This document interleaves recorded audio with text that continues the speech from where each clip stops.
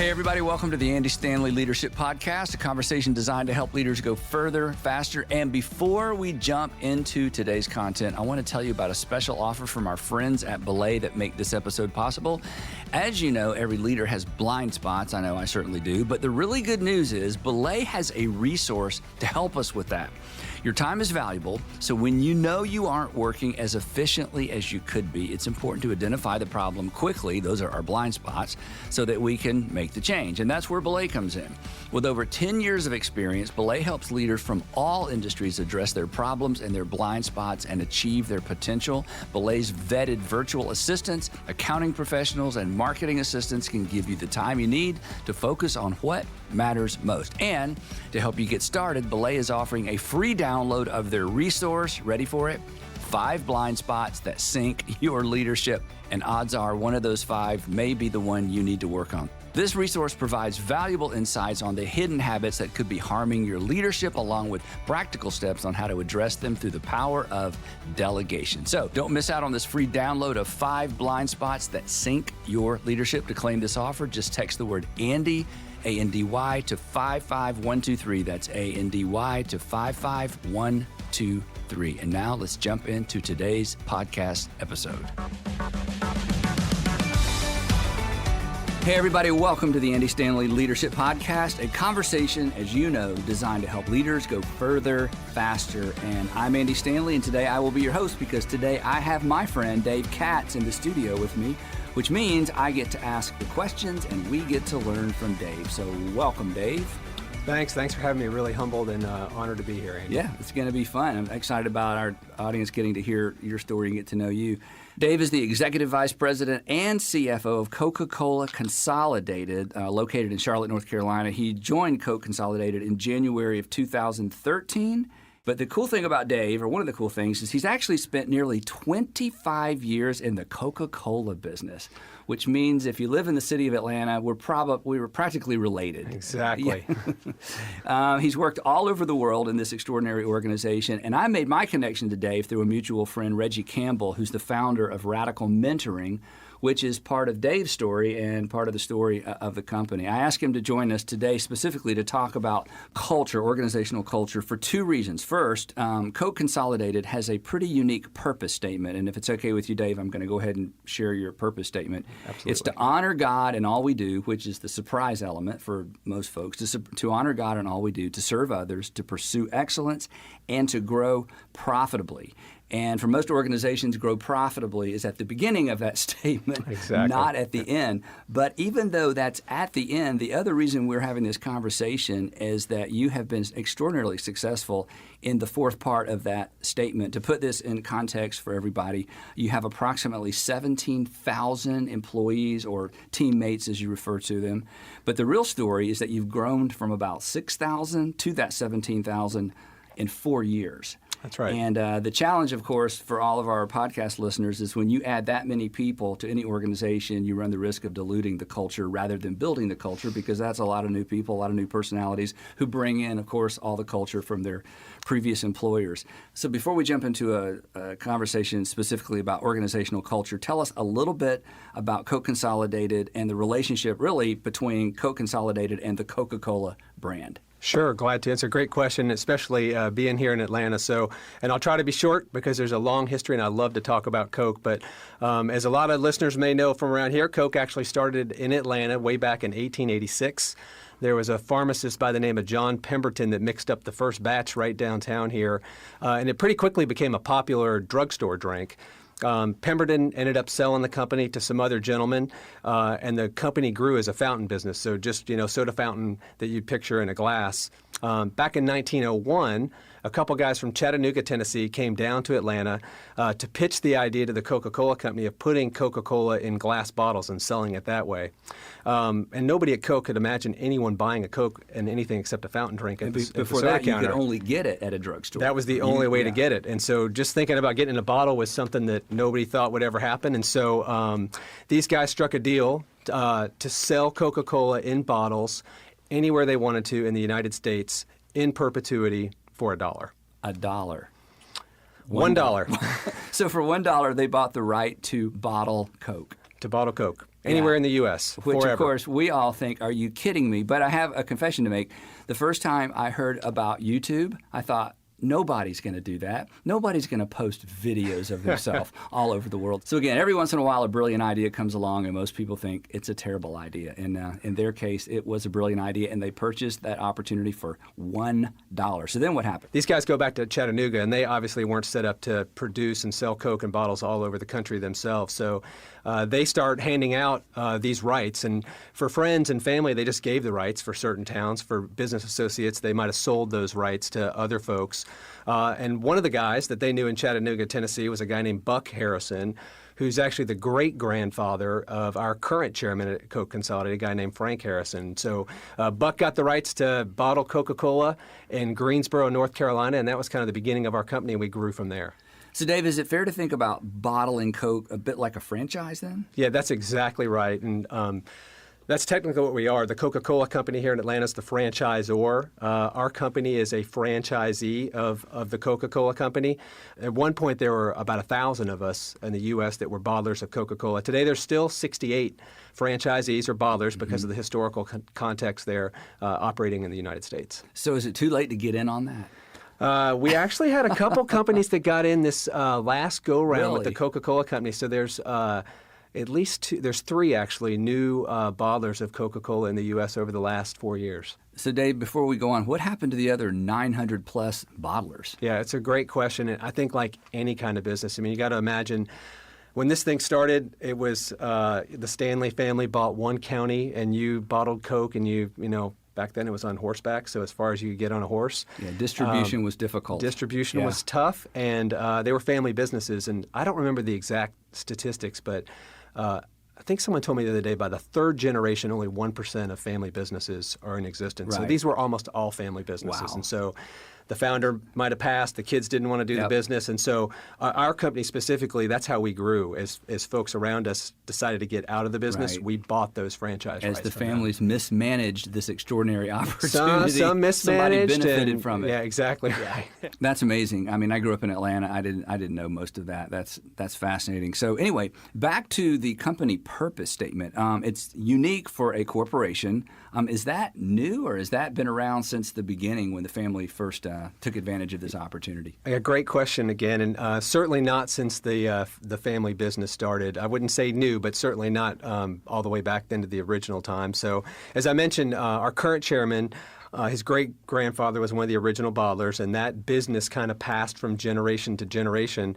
And Frank actually became chairman of our company in 1996. And I love hearing Frank tell the story, but he talks a lot about just at some point shortly after becoming chairman of the company, just having this personal revelation that one day he was going to be held accountable by God for the influence and impact that the company had. And he talked a lot about personal accountability, understanding personal accountability, but just this realization that he was going to have accountability for the business. So he wasn't just going to give an account for his life. He was going to give an account for his business. That's exactly right. Yeah, I've not heard that very often. That's unique. So what happened from there? So, I would say that probably began a journey for us. And we like to say, it took us a long time. It was a very organic journey. It was about 15 to 20 years of building this culture, and it didn't happen with a purpose statement overnight. It started like a lot of companies do, just serving people around our company, serving our communities. We started a program around chaplaincy, so we have chaplains available in our company for our employees. We started that about 20 years ago. We started to push really hard on innovation because we thought that was a big key part of our purpose statement. And all of that journey kind of led to an exercise to try to put this into words. And that was really our purpose statement, or we like to call our why. Why are we here as a company? So just for clarity, how long after Frank became chairman did that statement evolve? I mean, he had this experience, he had this idea that, hey, I'm accountable for, my whole company, not just me. But again, that statement probably evolved over time, or? Yeah, it evolved over time, and I would say probably 15 years approximately after he became chairman was about the first time we got that down in writing. So, Dave, we talk a lot about purpose statements and those kinds of things on the podcast because they are super important. But often, as you know, they're nothing more than documents that go in drawers. Sometimes they're on a plaque. Sometimes, a company will actually paint it on the wall. That's right. But nobody sees it anymore. So what happened to take those words, off a page and implement them and to your credit, to really create culture around those dynamics? Yeah, I think two things I would probably say here. One is sticking with a purpose statement. I think a lot of companies tend to, new leadership comes in, you might change the purpose statement. Yep. So I think there's been a longevity of a pretty simply articulated purpose statement, which I would dare say most of our teammates could recite the purpose statement as you just did. So that's one. And then I think second for us has been a recognition, what we like to say is purpose is culture and culture is purpose. So those two things are kind of one and the same. And what exactly does that mean? So I think about that statement, and I should know who to attribute it to, but they say culture eats strategy for breakfast. Yep. And we like to say culture eats everything. So if I could, maybe I can just break down our purpose statement briefly for you and kind of give you a little bit on each of those four components. So first, as you mentioned, we lead with to honor God in all we do. And as you mentioned, that's a little bit unique in the corporate world. So let me kind of pull out two things here. The first is that it does bring God into the landscape of our work, and we think that's important. But we also understand and respect and value that every teammate is going to have their own unique belief. Yep. They might believe in God, they might not believe in God, they might believe in different gods, and we think that's really important.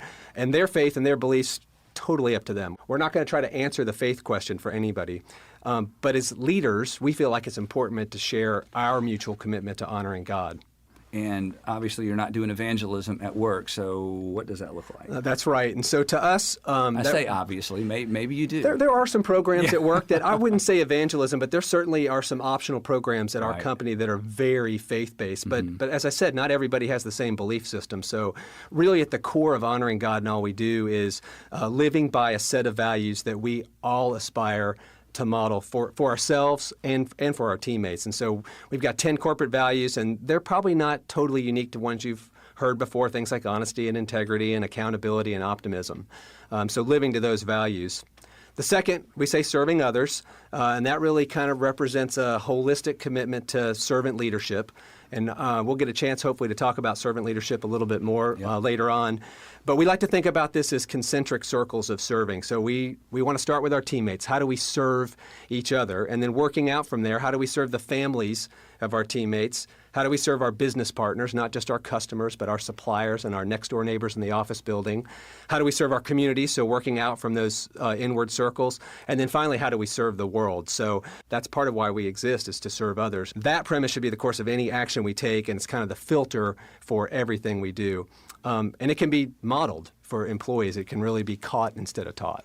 So Dave, let me stop you there. So when I hear this sort of thing, even though I'm a boss and have employees, our organization's not nearly the size of yours, I find myself thinking, and I think some of our listeners are thinking, okay, but when do you get the work done? You know, when you talk about those kinds of things going on, we're going to serve each other, we're going to serve the community, we're going to serve the world. But, you know, most people listening who have employees don't want their employees coming to work thinking about just serving each other and serving the community and serving the world. So talk a little bit about what that looks like, not just within the course of the day, because that's too specific, but just in terms of the course of the rhythm of the organization. How does that happen? When does that happen? So it's a great question, and I think it's important because the last part of our purpose statement that we're going to get to about growing profitably says we actually have to do work as well. And so I think in the simple micro in the day, serving others is all about understanding who is my customer. So it's easy to think about if I'm in sales and I'm calling on a customer, I am going to serve this customer to the best of my ability, because there's a direct link between that and profitability. That's right. And most customers are going to buy more from the person that serves them better. So it's an easy way to think about it. But every one of us inside of Coke Consolidated has some customer. And if I'm in accounting, I have a customer that's maybe a business leader that is expecting a perfect financial statement.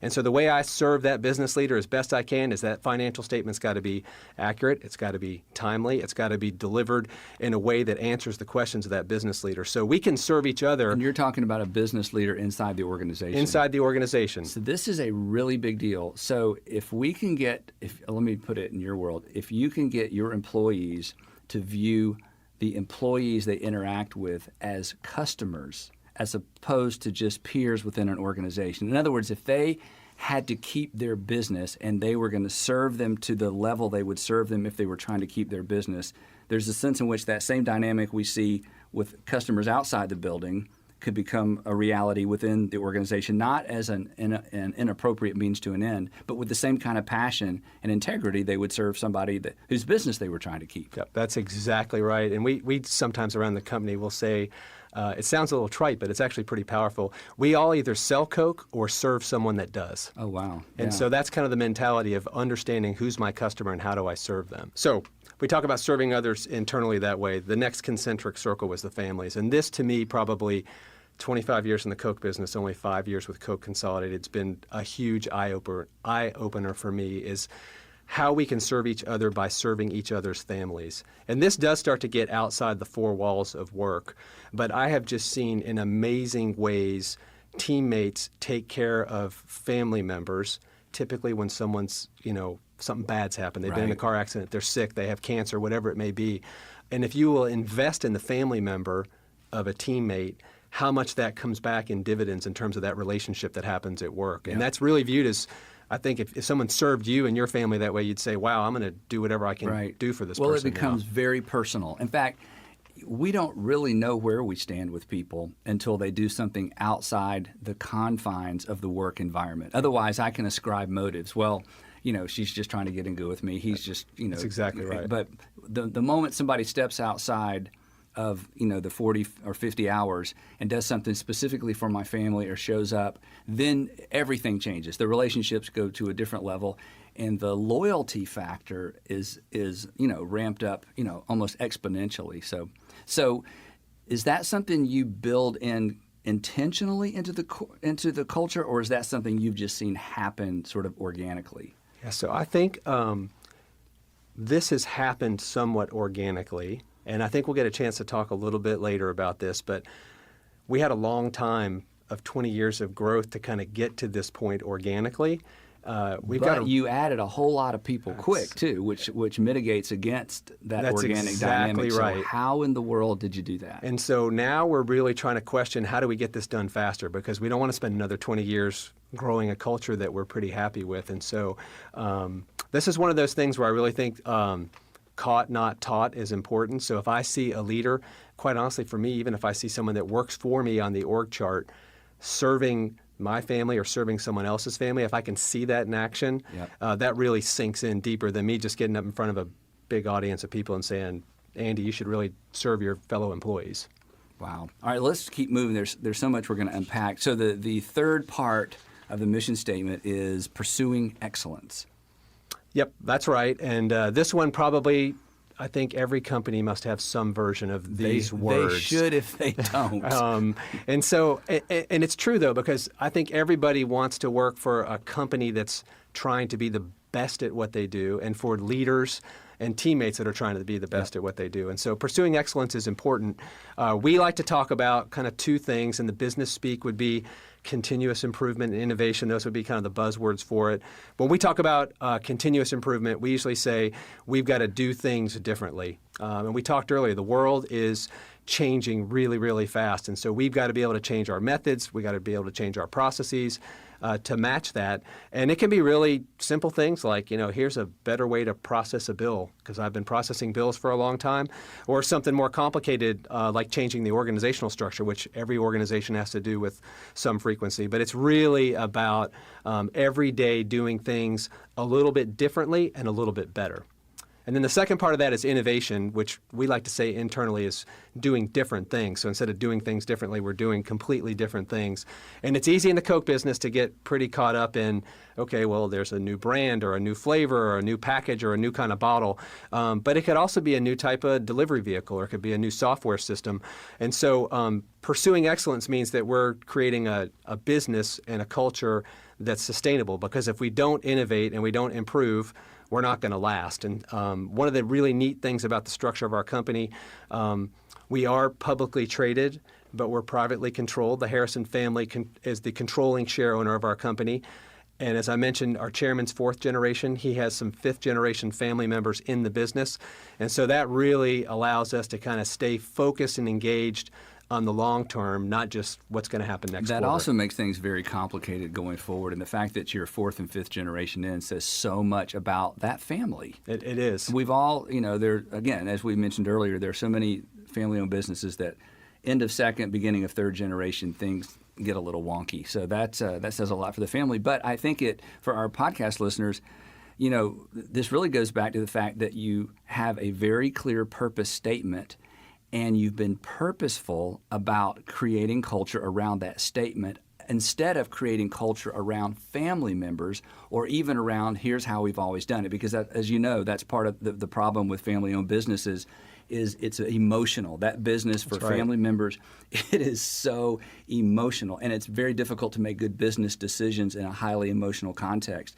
So somehow the founders and, really going back to 1996, to be able to take a specific purpose statement and shift the culture away from being a family-owned and operated business to a purpose-driven or mission-driven business is an extraordinary thing. And I think that's a big takeaway, really, from this story. But anyway, let's keep going. The last part of this, last but not least, you've got to be profitable. Yeah, and I almost, as the CFO, I hate to say it's last because... Especially as the CFO. Especially as the CFO. But I think last because growing profitably in some ways is an output of the first three things we said, not an input as much. And so we really think about growth. It's just a mandate for us. And you've heard the saying, if you're not growing, you're dying. And we really take that seriously. And it's not just about the top line or the bottom line. The top line and the bottom line are important. But we've got an entire platform of growth initiatives that we like to talk about a lot. We review with our teammates, we review with our leadership team. So it's easy to think about growth and volume for us because we sell a beverage and you can count cases and bottles and how many times people transacted with Coke brands. But if we're not focused on the inputs, we're not going to get the right outputs on that either. So it's important to talk about things like how do we grow our people, how do they grow in their careers, how do they grow in their skill sets, and that can be classic career development things that a lot of companies do. It can be putting people in unique assignments that maybe they haven't had experience with to grow them in their careers. One kind of interesting example we've done is offering opportunities for our employees to go on mission trips. And that really accomplishes two things. Mission trips like church mission trips? Yeah, kind of like church mission trips. Wow. And I've got one I like to talk about a lot because this group used to work for me.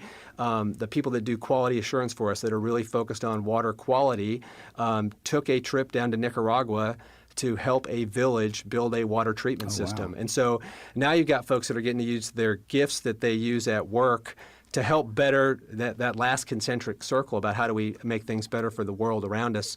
But at the same time, you send a group on a mission trip together, and the teamwork is amazing. And I think churches probably experience that all the time. Yeah. But that's an interesting dynamic for a business to take advantage of as well because you really build team on those trips. Yeah, I want to pause and talk about that because one of the downsides in my world, in church world with mission trips, is you take people from different communities, different companies, different schools, you put them all together for a short period of time. They have a fantastic, experience doing something for another group of people. They come home and they scatter. But what you've done is you have harnessed the brilliance and the beauty of a mission trip to a corporate context, which means, from my perspective, you're getting the best out of that experience because, again, it's a group of people who already know each other.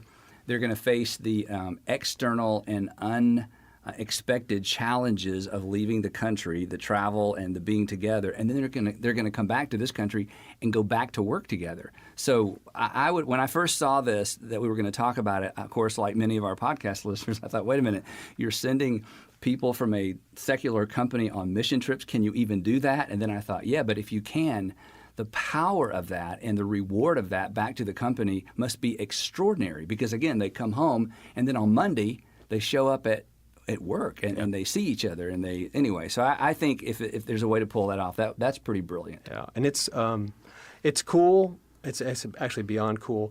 I should probably mention, because you mentioned, a secular company doing that. So these trips are obviously optional. We're not going to assign somebody to say, yeah, but who doesn't Andy, you want have to go to Nicaragua to do this trip. So, but who doesn't want to go to Nicaragua to create clean water for someone? Yeah. I mean, who would miss that if they could? I think most people would say they'd want to be in, but similar to mission trips for churches or other types of organizations, there are folks that don't feel like going is their thing. And so like on this particular trip, I'm thinking of one gentleman that did not want to go, but served a great role in helping organizing fundraising for the trip and getting some of our suppliers involved in supporting the trip too. So let's go back to the growth you mentioned and how it impacts or maybe is impacting culture because, again, as I mentioned earlier, accelerated growth in terms of employees has the potential to dilute culture. So as we wrap up this conversation, talk just a little bit about how you've managed that. Yeah, and so it's been a great challenge, and I probably would make a personal comment about this first. And I mentioned this a couple times before. I've been in the Coke family for a long time, but only part of Coca-Cola Consolidated for about 5 years.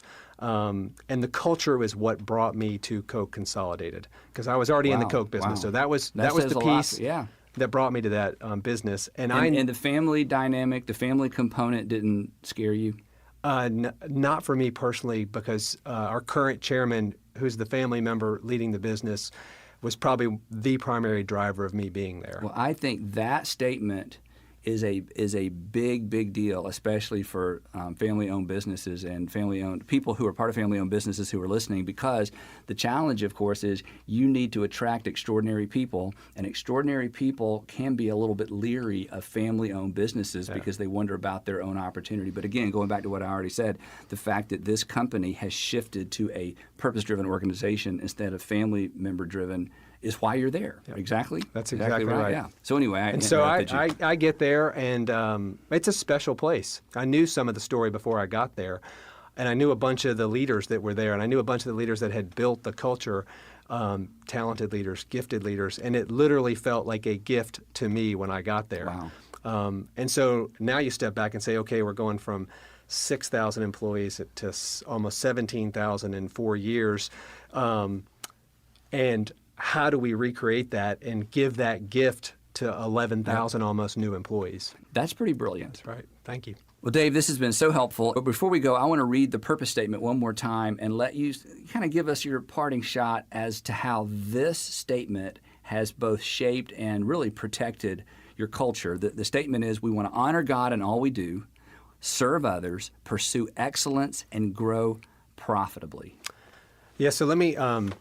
I always think in three, so let me kind of make 3 comments here that I think kind of summarize our conversation today as it relates to our purpose statement. One, we talked about purpose is culture, culture is purpose. So being very focused that those 2 things are one and the same. So the culture we're trying to create is that purpose statement. Yeah. So that's important for us. The second is, so it's now been 8 years or so since we've had that purpose statement. It has not changed. So it's 4 items. They're pretty easy to remember, and we've stuck with them. So I think that's important. And then the third is, and the mission trip example is a great way to kind of summarize that, is that these things need to be caught more than taught. And these are all things that we can model as leaders and as teammates. Well, Dave, thanks so much for your time today. And to all of our podcast listeners, thank you so much for joining us as well. If you would like to learn more about Dave and Coke Consolidated, you can actually visit their website at CokeConsolidated.com. Thanks for joining us.